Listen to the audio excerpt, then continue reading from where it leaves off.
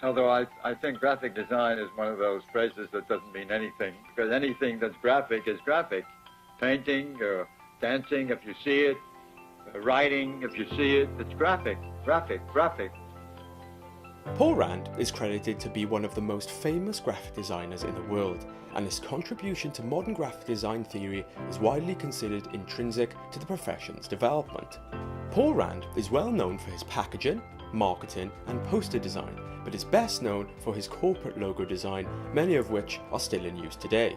A logo becomes meaningful only after it's used. In other words, the illustration that represents the logo is the product and not the logo. So that comes after the logo, and that of course requires that the thing is seen and associated, and the association is what makes the logo. In 1956, Paul Rand designed the iconic IBM logo, and over the course of the 60s and 70s made subtle changes to what we are familiar with today. In 1960, Paul Rand designed the identity for Westinghouse, a leading nuclear power company which is still used today. In 1962, Rand designed the ABC logo, and in 1961, Paul Rand designed the UPS logo, which in 2003 was modified by Future Brand. Our business is to search for good things, not new things. You know, Mies said, don't try to be original, just try to be good. Originality isn't something you decide you're going to be. That's the product of your brain, you know. If you're original, you're original. You can't say, well, today I'm going to be original. It don't work that way. So the next logo is essentially an emblem-style logo.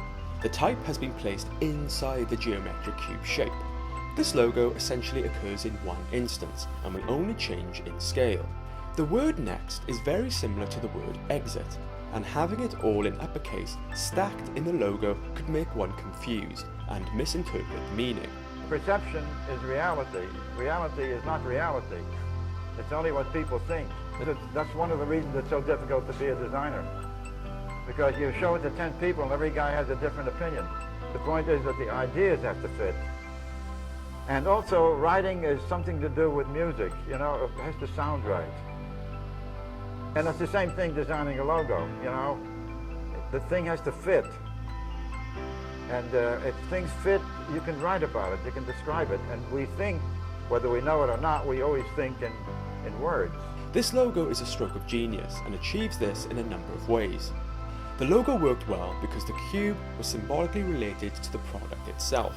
I don't think you can design something just right off and in its isolated state be of much help to a client. I mean, the design is only part of the picture. You know, it's part of the logistics of business. Design is one cog in this wheel. I think the value of a designer, for example, to a businessman is that he can add a great deal of value to his product, to the businessman's product. And I don't think that businessmen really understand this. He can improve the quality by making it look better. And very often, the designers have ideas that not only improve the appearance of the product, but also improve the product itself. I actually think of Paul as much as a business problem solver as I do an artist. He is one of the most professional people I've ever worked with. He was the only one we approached. Designer is a good designer who understands his business, can make things memorable, make them easy to recall, which is very important, and improve the general quality of life, which is the only reason for our existence.